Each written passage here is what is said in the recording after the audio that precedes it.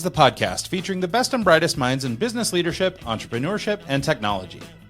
Today, we're breaking into the digital landscape of social impact with Eric Ressler, the founder and creative director at Cosmic, a trailblazing social impact creative agency. Eric stands at the forefront of innovation, where technology meets social good, steering organizations through the currents of the attention economy to make a real-world splash. On this week's show, we'll learn how a digital-first approach can empower social change, the secrets to engaging a digital audience with compelling narratives, why acting like a digital media company can be a game changer for social impact leaders, and so much more. Please join us in welcoming to the show, Eric Ressler. Hey, Eric, how are you, man? Welcome to the show. Good. Thanks for having me on. Absolutely. Thrilled to have you.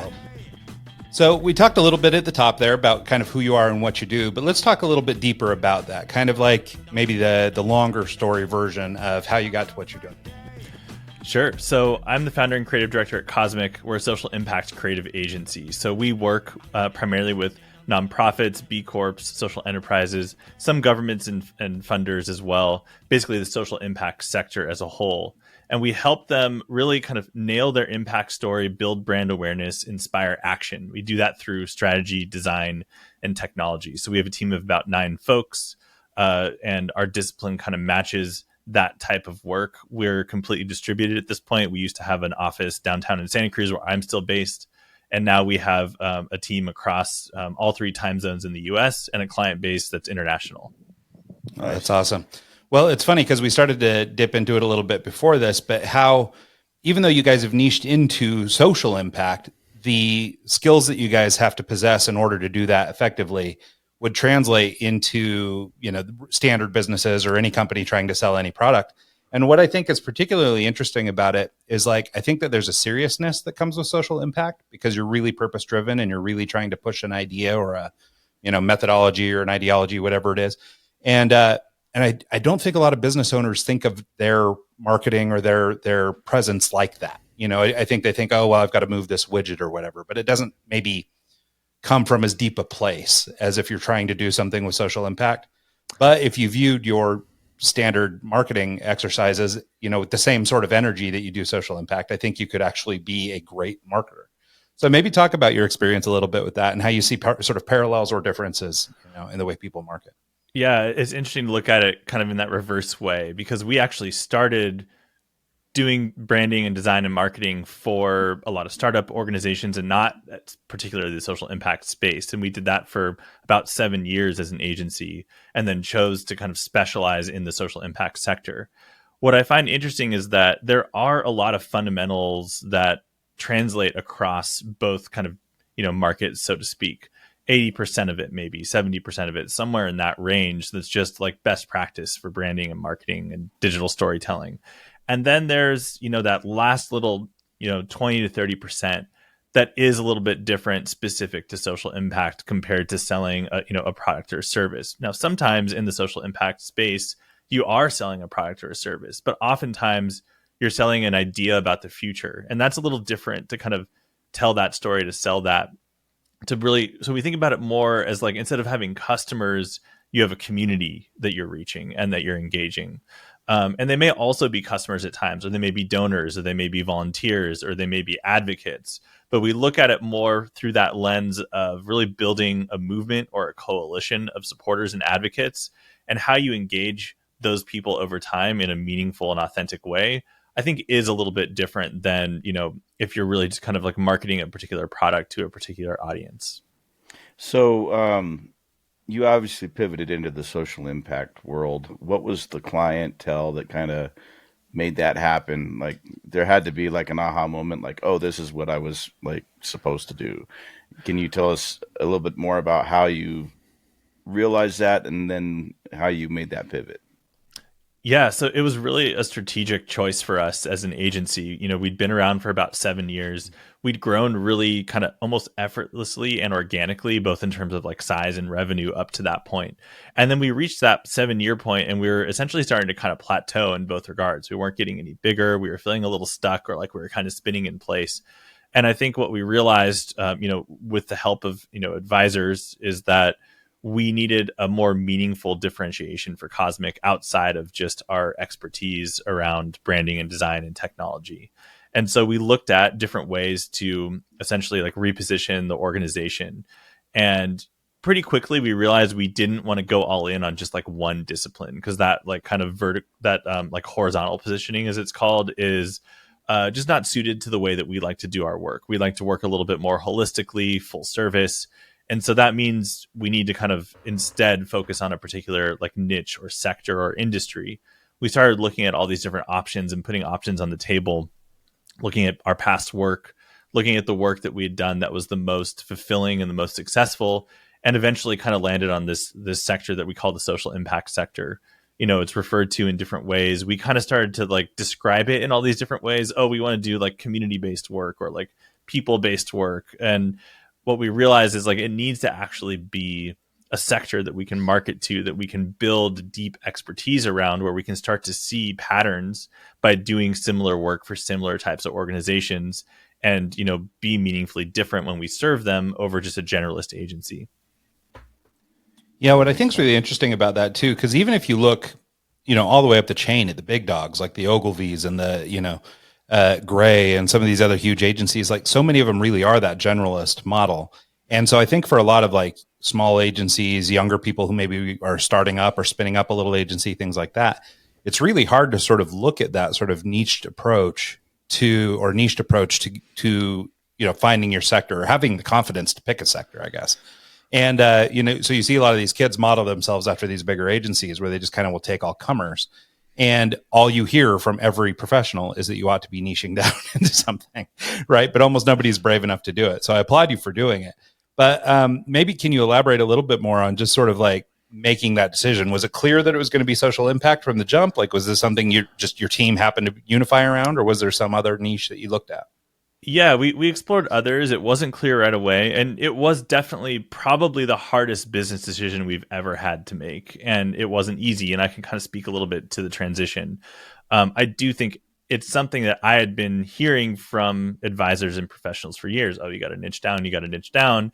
And I think we were always reluctant to do it, because by niching down, you're essentially saying no to a lot of opportunities coming your way. And you do have to do that at a certain point. What we ended up doing is, after we kind of had made the choice, we spent some time thinking about how we could like remessage, reposition. We did a lot of research. We actually hired an agency to do some research for us to just kind of understand some of the fundamentals of like market size and potential and that kind of stuff, because we knew that it was really, we're placing a pretty big bet by doing this, and we wanted to make sure that it could pencil out. And so I think that if you're an organization thinking about like niching down, you do need to kind of do some of those projections, do some research, and make sure that there's a viable market there. There needs to be enough buyers out there, a big enough marketplace out there to actually buy what you're selling for any kind of positioning to work. And some of that has to be trial and error, but I think some of it can also be, doing some research, whether that's kind of qualitative or quantitative research, whether you do that on your own or you hire an agency like we did to help do some of that research. So, the transition was, from a marketing standpoint, very instant. One day we launched a new version of our website, and we had our very clear positioning out there about who we were serving and how we served them, that was focused on the social impact sector. Practically, it didn't happen overnight for a couple of reasons. One, we didn't have enough opportunities at first to just only serve the social impact sector. It takes some time to build out that brand awareness within a new sector. And so naturally, like some opportunities coming our way were already in that space. We'd already served a number of clients in this space, which allowed us to kind of like vet that, yes, we can do this. It's viable. It's meaningful. We can make an impact for these clients. I think that's all really important. But we also had a bunch of legacy clients that we were already engaged with that were coming back to us for new work. And we didn't just, say no to those people either, that we had longstanding relationships with. So the marketing transition can be instant, but the practical transition will and should take a little bit of time. And that can kind of help you bridge that gap of, saying no to a lot of things. Eventually we did start to get enough opportunities in our new niche that we were able to start to say no, mostly to new opportunities, but even sometimes to old clients who were coming back, 5 years later, who wanted some work done that really wasn't appropriate for us anymore, either because they weren't in the niche or because what they're asking for wasn't really our focus as an agency. So the transitions happened, over time. Every once in a while, we'll still take on a project that's outside of that niche. That's either an old client or just like a really cool project that's a creative opportunity or a learning opportunity for us that we feel like is still worthwhile, that still aligns with our value system, that's not, doesn't work against that, but isn't strictly who we're trying to reach. So you always have that choice as an agency to, to kind of figure out who you put on your client roster, regardless of what your marketing is. However, if you are serious about trying to niche down, the benefit of niching down is you're building true expertise, and that's different and that's meaningful. And in order to do that, you have to actually do the hard work of pattern matching, like looking at a bunch of different organizations, like the lived experience of helping enough of them to start to see some of the trends around their challenges and opportunities, and build out expertise that, helps them in a way that a generalist firm couldn't. So when most people talk about niching down, they're going from, like, oh, I did websites and I do video work and I do flyer design, I do all this other thing. And a lot of people are like, hey, you should niche down and just do web work, or you should niche down and just do this. By niching down into the social impact part of it, it still kind of almost sounds like you're still taking all types of projects, but with a social impact flair to it. Is that kind of what I'm getting out of the equation? No, you're right. I mean, I think we still have, although we're holistic in the work that we do, we still only do certain parts, right? So we're a creative agency. We're not, we're not attorneys, for example, right? So like we have, there's other professional firms there's many other professional firms that serve this sector from a different vantage point or through a different lens. When I say we're holistic, we're a creative shop in the sense that we can help with, all the way from strategy through some of that foundational branding work that needs to be done. So branding, messaging, positioning, all of that, through implementation of digital experiences. That's really our sweet spot. So building out websites, building out strategies for digital campaigns, those kind of things.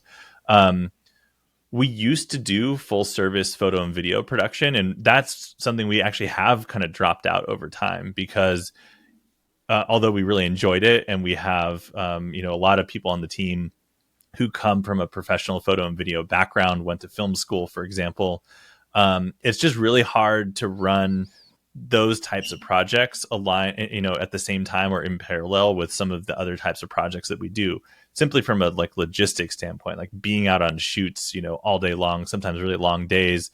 And then we're kind of not available for other types of work for other clients. It was just becoming kind of too hard to manage that as a small team of 9. If we had our own little production shop within Cosmic that was like another team of 6 to 9 folks, that's all they did, that would be viable, but we don't have that. So we've chosen instead to kind of really play the agency role in those kind of productions. We can still handle that for clients, but we bring on different production companies to do the actual shoot days and post-production and that kind of stuff. So we still have like a collection of services or different service categories that all work together holistically. Clients don't always want to have 5 or 6 different agencies doing all the different parts, and then they have to wrangle and make sure it's cohesive. So although we're a team of 9, we usually kind of serve as like the agency of record for our clients, even though that term and that approach is not as in vogue as it was even 5 or 10 years ago.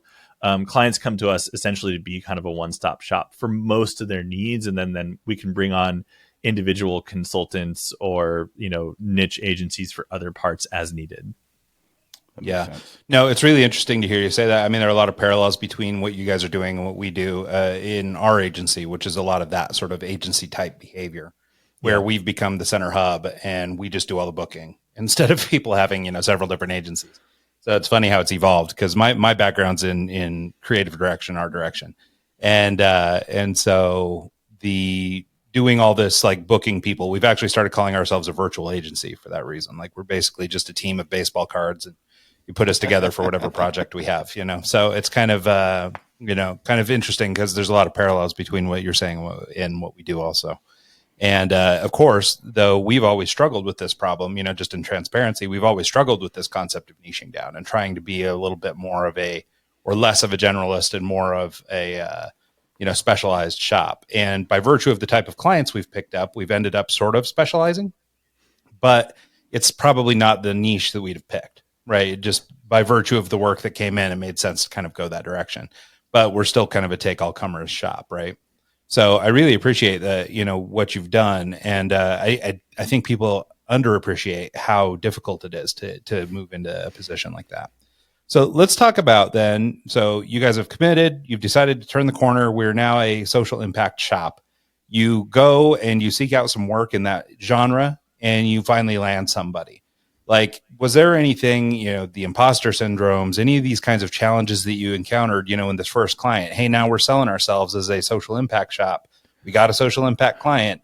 Now can we actually do it? For us, we didn't really have any extra imposter syndrome. I think like everyone has some amount of imposter syndrome at any given time. I mean, for me, I feel like it ebbs and flows. There's times where I'm like, especially after doing this for 13 years professionally, it's like, I've picked up a thing or two and I have strong opinions around how things should happen. And then you see, some other shop put something out or whatever it is that kind of triggers that imposter syndrome, or like a client asks a really tough question that you feel like you should be able to answer, but you can't, or you have a project that isn't as successful as you hoped that it would be.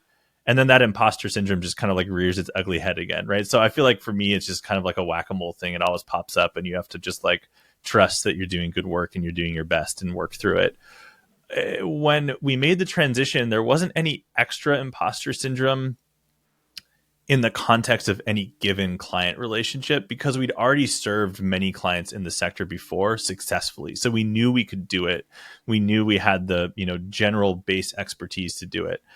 I think the imposter syndrome showed up more at like a meta level of like, questioning, like at times, certainly questioning, like, was this the right choice? Like, is this sector viable? Like, have we painted ourselves into a corner? What opportunities are we missing out on by having this positioning? I don't even know the answer to any of those questions truly because we haven't A/B tested our decision, right? We didn't run a parallel test where we didn't do this.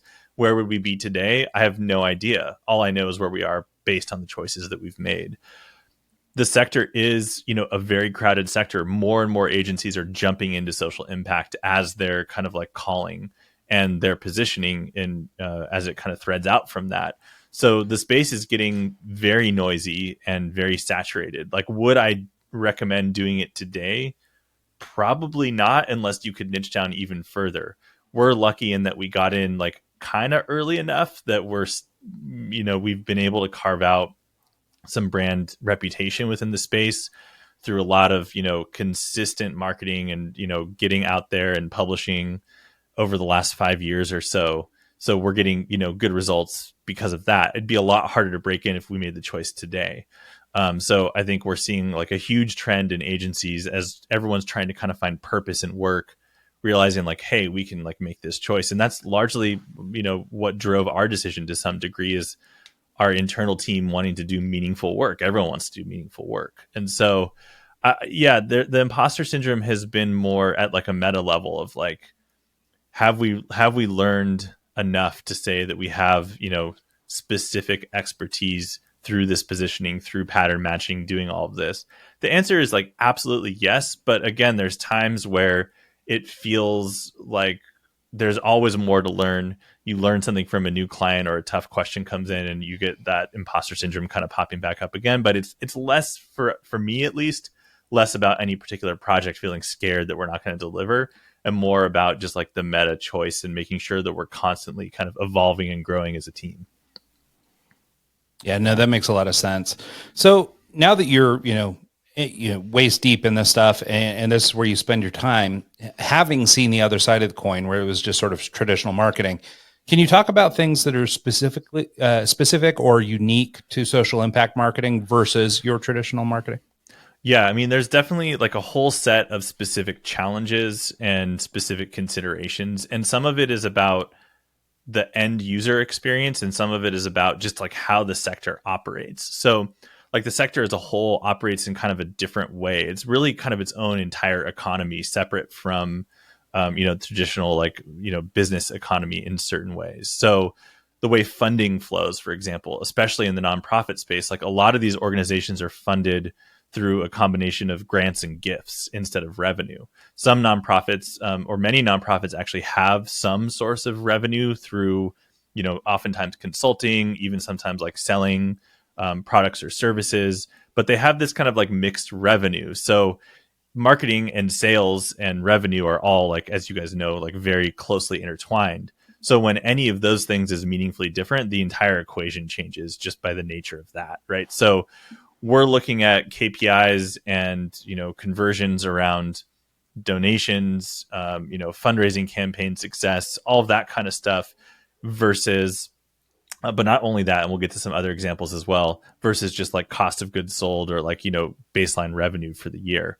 Especially when we're working with organizations that are more about, building movements like grassroots movements or coalitions. Like sometimes the KPIs are not even at all about revenue, but they're about getting a bill passed, for example, something like more political, or like reaching a very small group of decision makers in a meaningful way that have the ability to kind of enact change politically or culturally. So that just, that's a very different goal that we're reverse designing or engineering towards versus just straight, building up more revenue for the organization. I think also this idea around sometimes these organizations are really just trying to change culture and not, the idea of something, of a potential better future for humanity. One thing that's really difficult about this work for us and for our clients is that oftentimes the issues that they're working to solve are literally the hardest issues in the world to solve. They are the most intractable issues in the world. We're talking about like income inequality, like housing, food insecurity, just as some examples. These are problems that have existed for millennia and possibly may never be fully solved. We're just working towards improving them.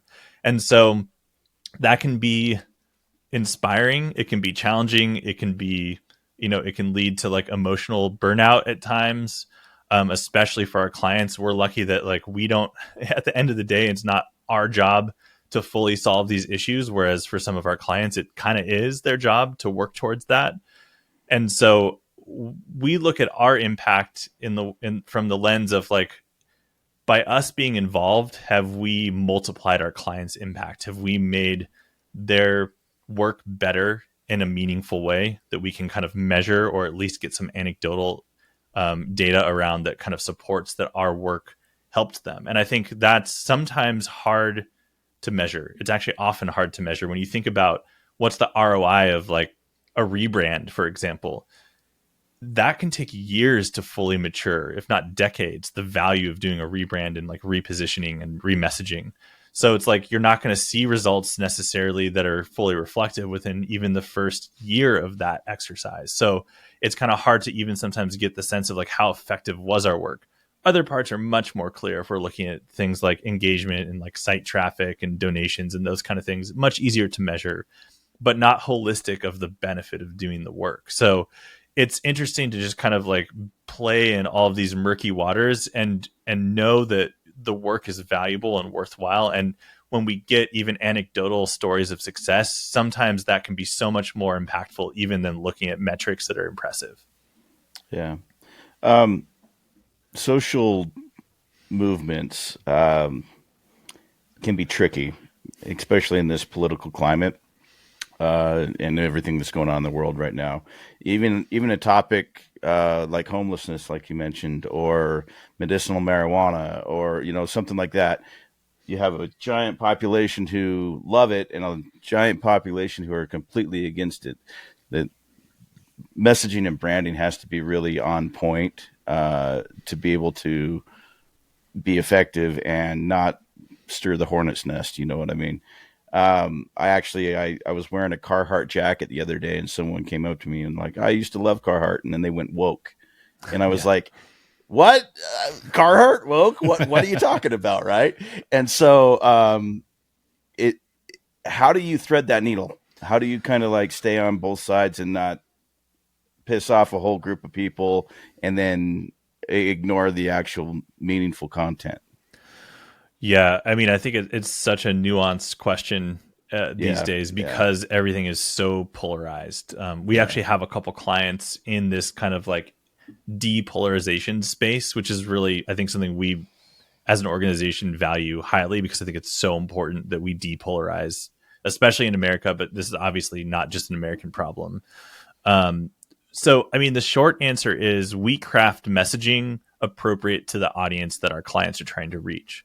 So sometimes our clients are trying to reach, a particular political leaning, for example, and we're not like, we don't do, for example, like, political campaigns for elected officials. Like, we're not going to like help someone, become a state senator, for example. Like, that's not our focus. There are agencies that do that help run political campaigns. We made a very conscious choice not to do that because we like sleeping partially. Those kind of agencies are just like on call 24/7. And so, we work a 4-day work week. Like, that would just never work, right? If we tried to tell a, political candidate, oh, we're off Fridays, they'd be like, no, we're 24/7, right? So even just logistically, that wouldn't have lined up. I think it really comes down to, like, sometimes you're going to piss people off with your messaging, and that's just kind of the cost of doing business, so to speak. Because the near enemy of that I think is even worse is trying to appeal to everyone, and then you appeal to no one because your messaging is just so weak and watered down. Now, can you do that in a way that is respectful of people who disagree with your opinion? Yes. And I think that's something that we always strive for. It's something you don't see a lot in the political campaigns that are out there and political marketing that's happening, which is all essentially identity politics at this point, just trying to, rile up your base, usually with negative fear-based marketing. That's something we strongly disagree with, because even though it does work in the short term, we don't believe that the trade-offs long term are worth it. And so even if we're working on, issues that are political, which is essentially pretty much any issue in existence today, with the exception of maybe a very small select few, we're trying to always do it respectfully.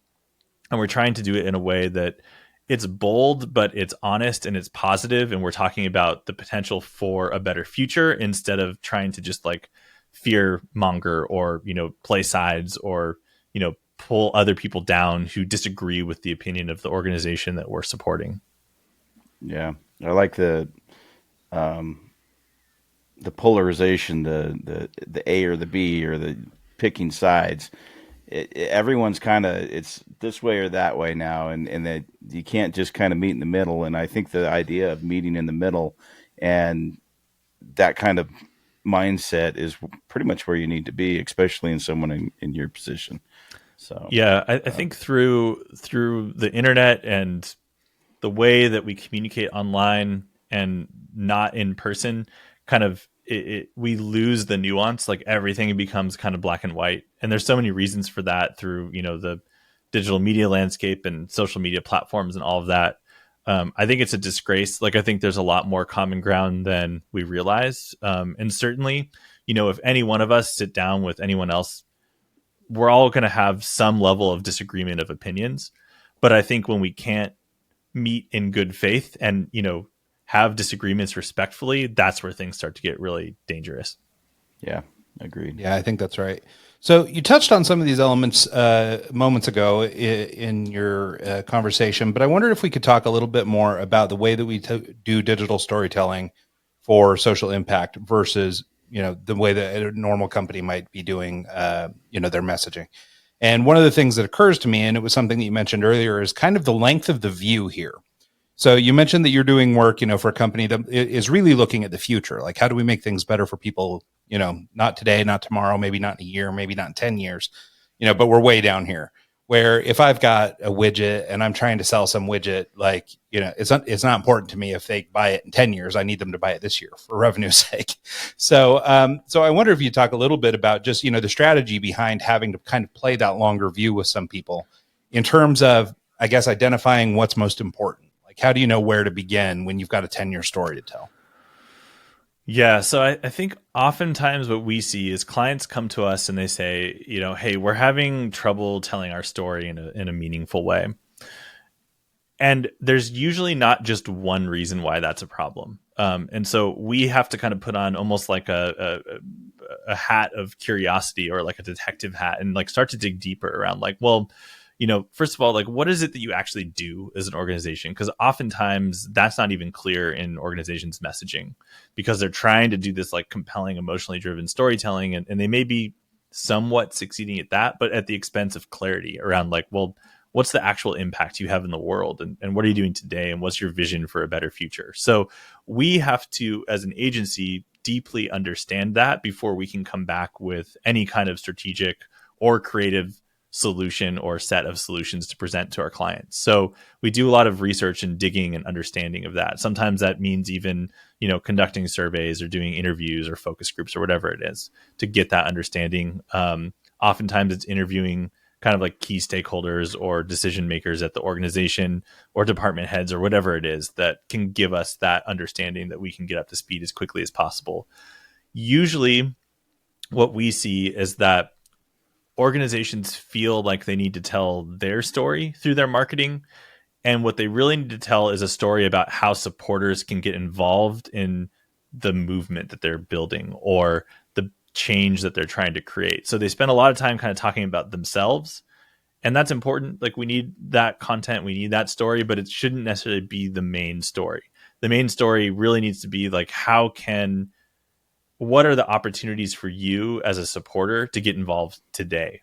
And then we can give them the opportunity to dig in deeper, especially over time, maybe not right away, to understand the origin story of the organization, which might be, relevant.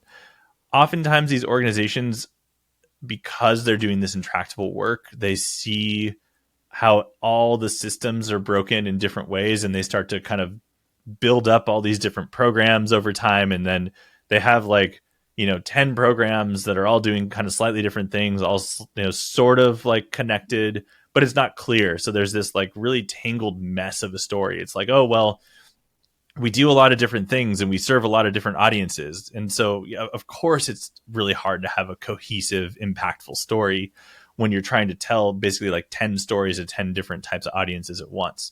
So a lot of times we help them with kind of the hierarchy of that story and like developing different targeted messaging for different target audiences and figuring out how to kind of prioritize those in situations like the website, where like you kind of really need to have a main story on the homepage, right? You can't have 10 all at once. And so it's nuanced, and there's different reasons why, organizations struggle with that. But I would say in the social impact sector, that's a really big one. A lot of these organizations are doing a lot of work for a lot of different groups.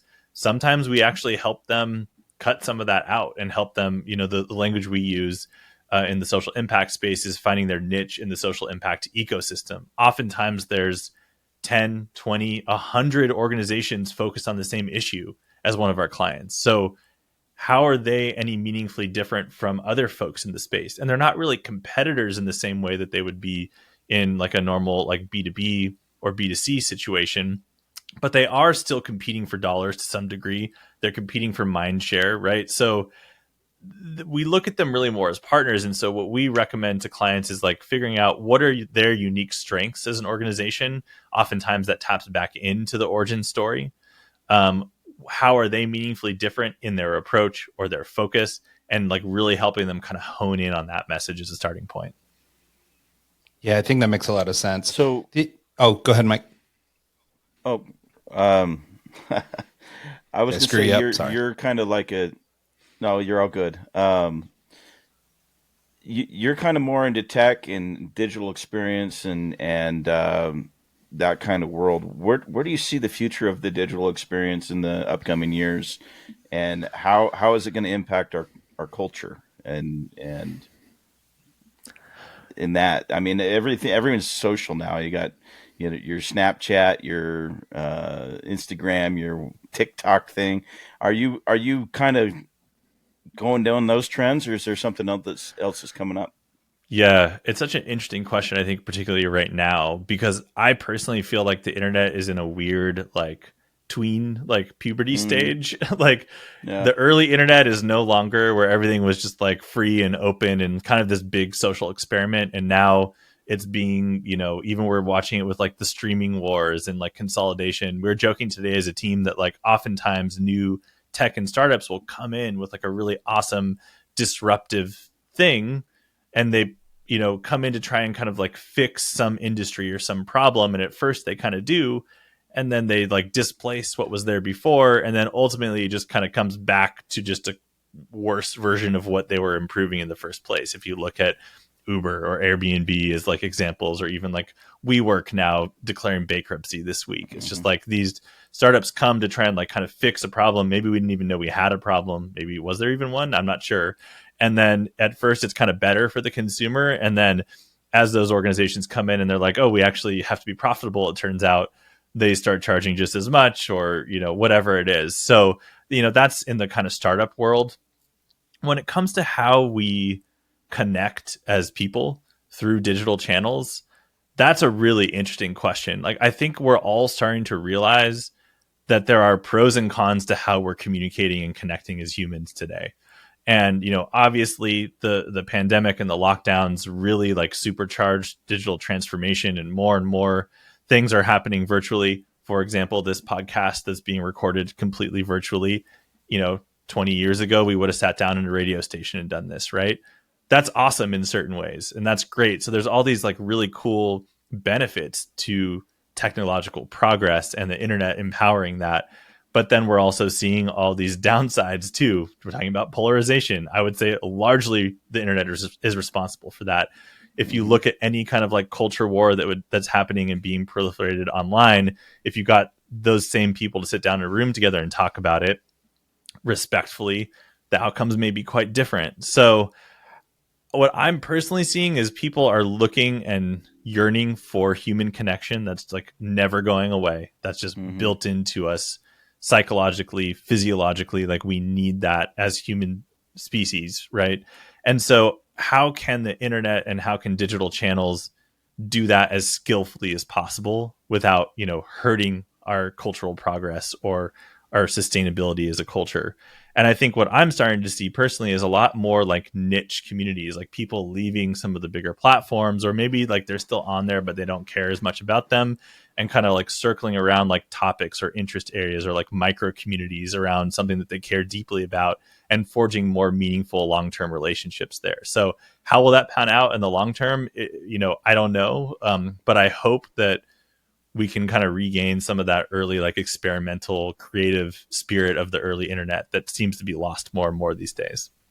Yeah, and it's funny too. There's so much slop in technology too around, as you alluded to, this idea of just this whack-a-mole of solving problems, real or imagined. And so from a digital marketing standpoint, I have to imagine that there's sort of, I know that we personally get bombarded with the latest, greatest, thing that they've bolted AI onto.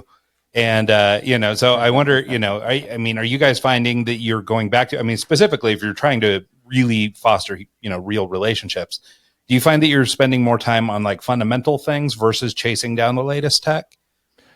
Yeah, absolutely. And honestly, I think that's always been kind of in our ethos as an organization. So for example, like we're huge believers in the power of your website and the power of your email. Some of the oldest channels, but your owned channels, right? That you don't have to worry about a billionaire coming in and buying your like strategy on Twitter, and then all of a sudden, half the user base is gone or whatever. So I think, social media is an important element of your strategy. A lot of decisions and relationships start on social, but people still, as they start to understand more about your brand and they want to learn more, they do want to engage with you outside of those channels as well. They want to be able to go deeper on your website, or, having like a little bit more of a distributed strategy where you don't go all in only on one channel, but you pick a couple that are really well suited. We're seeing a lot more organizations literally building their own communities on platforms like Circle, or, there's others out there as well where they can kind of build their own, Discord obviously is huge as well for that, in a more kind of real-time way. And that's where I'm kind of coming from this more like niche community versus like everyone just being on kind of like the big channels. Now, of course, a lot of people still use Facebook. A lot of people still use Instagram, Snapchat too, right? The TikTok is obviously like kind of the main channel, especially for younger audiences right now. But these things ebb and flow. And so you have to figure out as an organization how to kind of skillfully play in some of these distribution channels, but at the same time, like have your own house in order. Don't forget about your owned channels, because those you have the most control over. And over time, those are going to kind of like weather the storm of the, the social media ebbs and flows as they come. Yeah, that makes sense. You almost have to sit back and look at your client and look at the demographic that you need, and then pick the platform accordingly. But having your own email campaign and your own website and your own Discord community, that kind of like that weatherproofs the system, so when the storms hit, you still have that to fall back on. Yeah, I think a little bit about it is sort of like what I might call like the Apple approach, which is Apple has all this core fundamental technology. They've got good reputation. The materials or the equipment they build are going to be good, things like that. But with a lot of technologies, they're almost the last to adopt them. So when it comes to facial recognition or thumbprint recognition or any of these other things they've done, they kind of always wait until it's perfect and then roll it out as if it's new, even though Samsung did it 3 years ago or whatever. And so, but because they've got their sort of fundamentals of this house in order, the Apple has this reputation for great hardware. And even though we all know they're dragging a little bit, we know it'll be right when it gets here, except Apple Maps. And, but there's basically, I think that this model, it takes a little bit of bravery to do it, because I think the impulse, maybe just as humans, is to seek out the new and novel. So we try and chase down each one of these platforms. Threads is hot for a week, whatever it is, we're kind of chasing all these different things. But at the end of the day, the fundamental stuff is really what it is. And it's funny because you see those parallels like in the life you live, in the relationships you have with friends, in, literally every aspect of your life. The simpler version of it, the one where you're not chasing the biggest, best, next, whatever, is always the best one. It's the happiest version. It's the easiest life. It's the best, it's just, everything seems to work that way. So it's funny that we're constantly battling it. Yeah, I totally relate to that. And I think especially for clients in the social impact space, they don't usually have as much capacity. They might not even have like even a 3 or 4 person marketing team. It might just be one person who's responsible for managing all of their channels, right? So it's like you have to figure out what's the best ROI as an organization. And I think honestly, like getting that core owned media, your website, your email, getting that right is really step one and foundational, because that's really going to kind of set the stage for everything else. You bring up Apple as an example. They're a great example for a number of different use cases, but I think what Apple's done very successful, and they continue to be successful at it, is, really strong brand building, which is something that's been a little bit less in vogue than it used to be. I think especially because of the internet and, advertising and marketing going much more analytical in nature and more scientific to some degree.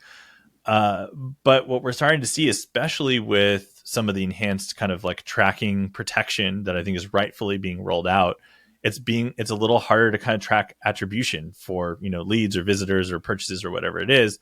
So brands are kind of having to go back to some of these more, weatherproofed, tried and true strategies. Which is kind of funny to just see it come full circle, like asking how you heard about us in the sale instead of just like looking at, all the metrics that come through or the analytics that come through. So I think that's just another sign that, building a solid brand, which takes, time and energy and consistency and integrity as an organization, is ultimately the best strategy. But it's the long game, right? It's not the short game. It's not going to have that, that same impact as like, lining up with the release of a new social platform and getting a bunch of followers there right away. Mm-hmm. So I think you have to kind of weigh all the options as a leader within an organization and make sure that you're playing the short game, reasonably well, but also not losing sight of the long game. Yeah. And speaking of short game, I just wanted to mention things like all the sort of the shift in marketing to this concept that things need to be short and bite-sized, right? Because we flipped so quick and we're going through Reels and we're going through TikToks and, as if that this is the way that things are meant to be, right? Obviously almost nothing works that way. If you look at podcasts and stuff like that, the biggest podcasts in the world are hours and hours long, right? People really do want long form content. I understand that there's a place for this bite-sized stuff, but if you notice, most of it's not particularly useful. It might be entertaining or give you that little dopamine hit, but like how much can you really learn in 1 second, in a 1 minute YouTube short, for example? Like you just can't gain enough, So I understand part of it is playing the game. We must do this thing because this is how we maybe get some eyeballs or get some additional engagement. But I think that in especially in the social impact space, but also just in sort of traditional marketing, I mean, vanity metrics like likes and views and stuff, like, I mean, some of it's just kind of not that important, especially when it pertains to this like quick bite-sized, kind of content. Yeah, I think it's so true. And I love the term vanity metrics, and I use that all the time because I think it's like there's this kind of culture being instilled into us around like being able to measure ROI of this work.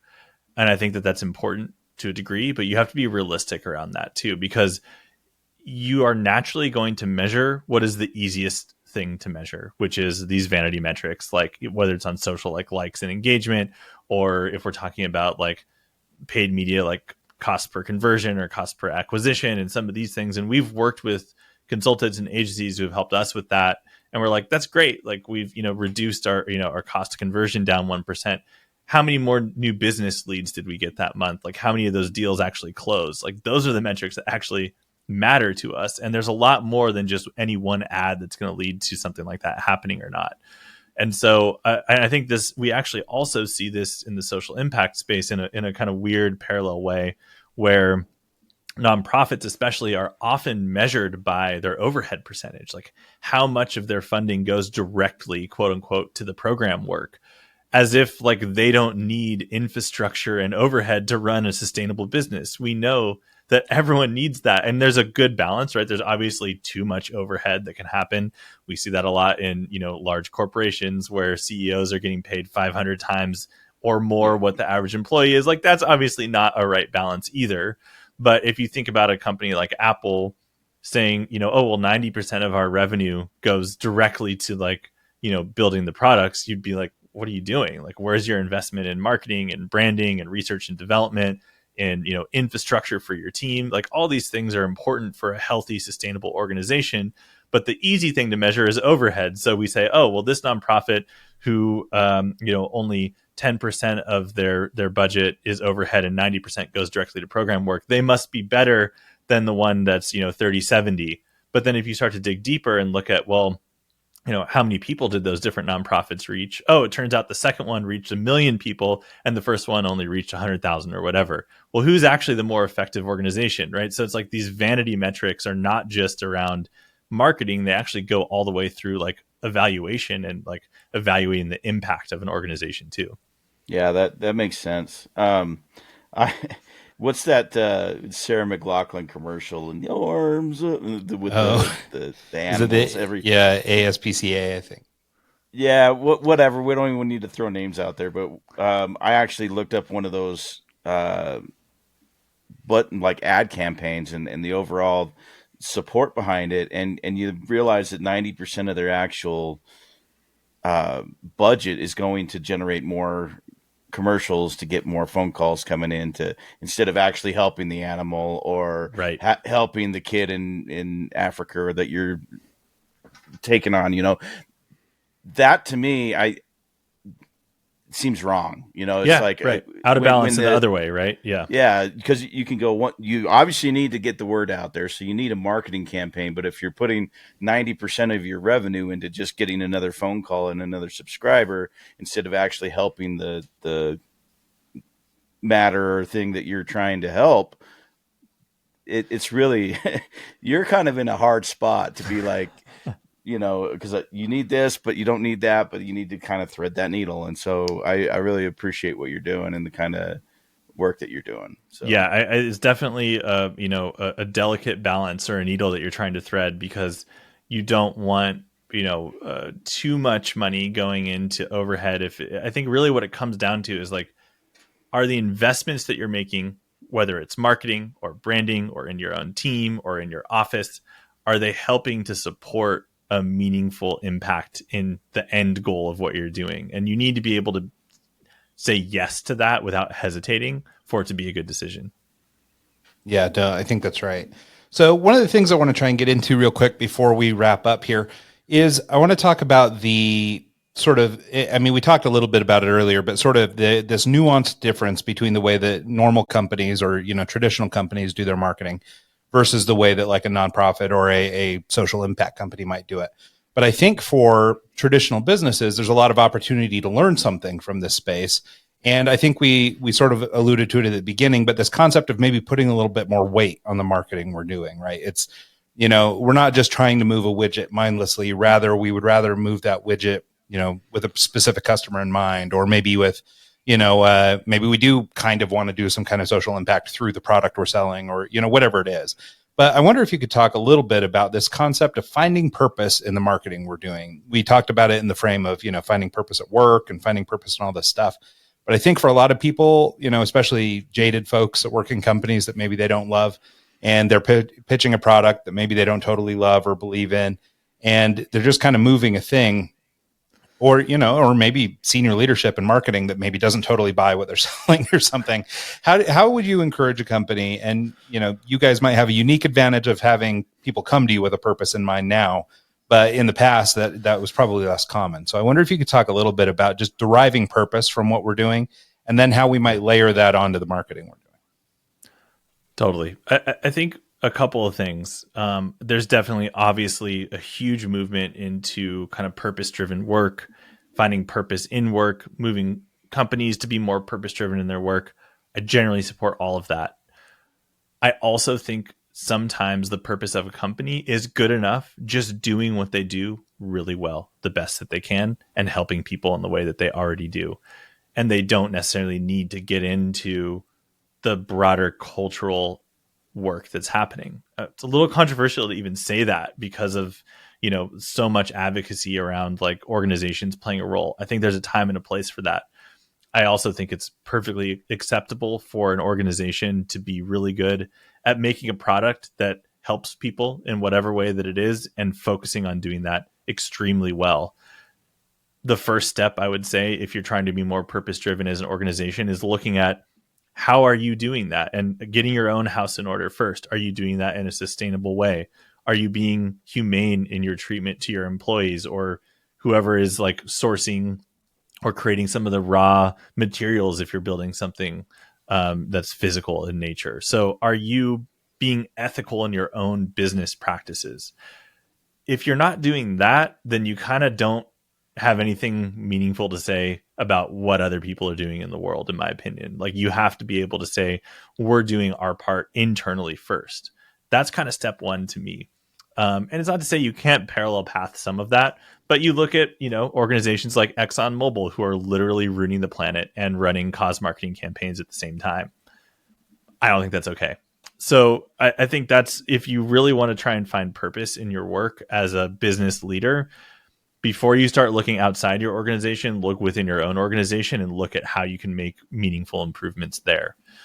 If you're stuck at an organization as a marketer, maybe you're not at you don't have enough influence to actually make meaningful change at your organization, but you just want to find more purpose in your own work.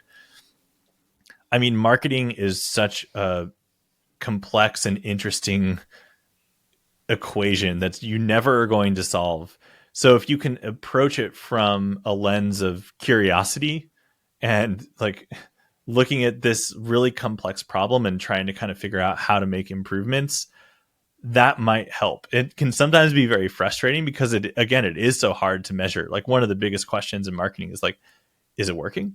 And sometimes the answer is, I don't know, right? Like, I hope so. So you kind of have to approach it through the lens of experimentation. There is no, silver bullet marketing playbook that works for everyone in the same way. So even like looking at how other organizations are successful in their marketing, that same playbook applied to your organization might be a complete flop.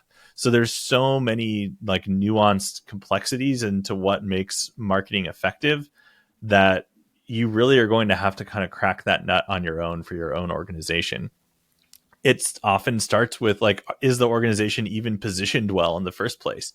If your organization isn't positioned well, if you're trying to sell something and there's no market there, no amount of marketing is going to make up for that, right? So it's like, there's so many different elements to it. But if you are in a leadership position, you're trying to find more purpose in your work, I would say start by looking internally, then figure out how you can make meaningful difference outside of your organization. And if you're stuck doing something within an organization, find a way to like build meaning in by being curious. Yeah, no, I love that. And I think it's also awesome that sort of maybe for the third time, we've landed on a full circle where we've also stumbled on the thing that actually makes us the best people. is when we kind of get our own crap together and stop pointing at everybody else for their issues, right? And I think that a lot of people suffer from sort of this cognitive dissonance thing where it's like, hey, it's because that guy is doing that over there that it's an issue for our company. We'd be doing way better if it wasn't for that. When in reality, they're not even looking at themselves. They're just pushing that off, right? Maybe it's a fear thing or a, whatever it is, but for whatever reason, we're not going to address our issues at home. Rather, we're going to try and fix those problems over there. And basically it's kind of a smoke and mirrors kind of thing. And I think a lot of marketers kind of walk through life that way, which is, we don't need to fix the widget. The widget's fine. Like it's that guy. Like if he didn't have that thing going on, then we could sell more widgets, when in reality, maybe you need a different widget, but you don't know because you're not spending any of that time at home. So I think it's interesting because I suspect, and it's funny. So we call our agency a relationship brand or a brand relationship consultancy. And the concept is that basically we're trying to build better relationships between, the businesses that we work for and the people that they do business with.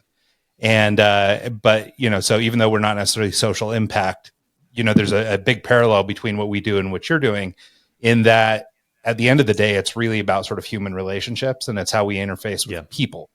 And I think a lot of people are turning the corner on that, and that's becoming a little bit more popular, this concept of, real life communication.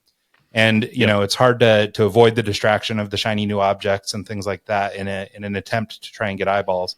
But I think at the end of the day, we're going to keep coming back to this concept that's sort of fundamental, which is just, look at yourself, handle your business, and all the way down to the marketing channels you choose, choose the ones you own.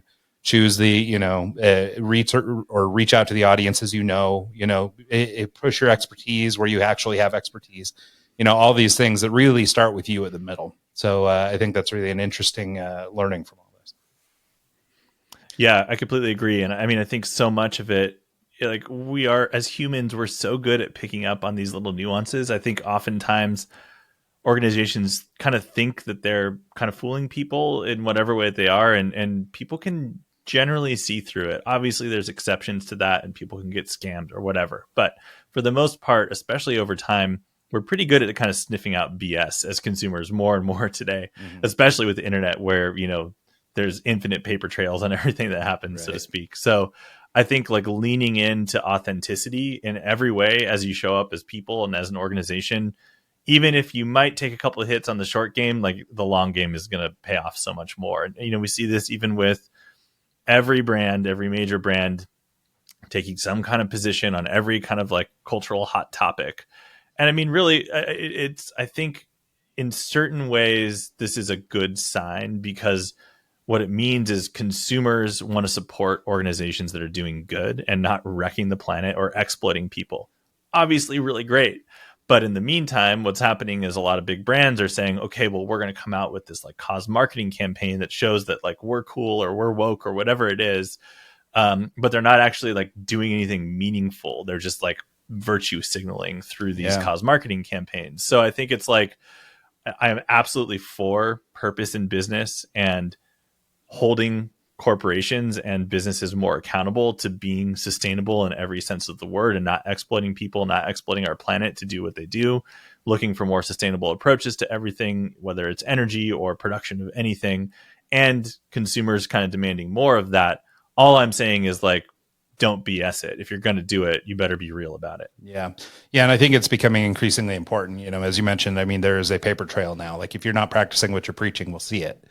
And, and I think that's really important. In fact, it's a big part of why I sort of stepped out of, traditional agencies and things like that is I started to get an inkling that a lot of advertising that we were doing was really kind of manipulative and pushing people into making decisions. And it is that by nature, right? I mean, it is what it is. It wasn't like they were selling bad products or anything. So it wasn't like some evil company, but it was just, but I didn't like that whole manipulative thing. Like I want people to come to things that they actually care about, not that they got kind of tricked into. So anyway, right. so I think that's advertising is persuasion, right? In one way or another. And I think that there's an ethical way to do that and a less ethical way to do that. Certainly. I mean, I think very grateful to be able to work for organizations that I can feel really good about persuading people to care about and support in an ethical way.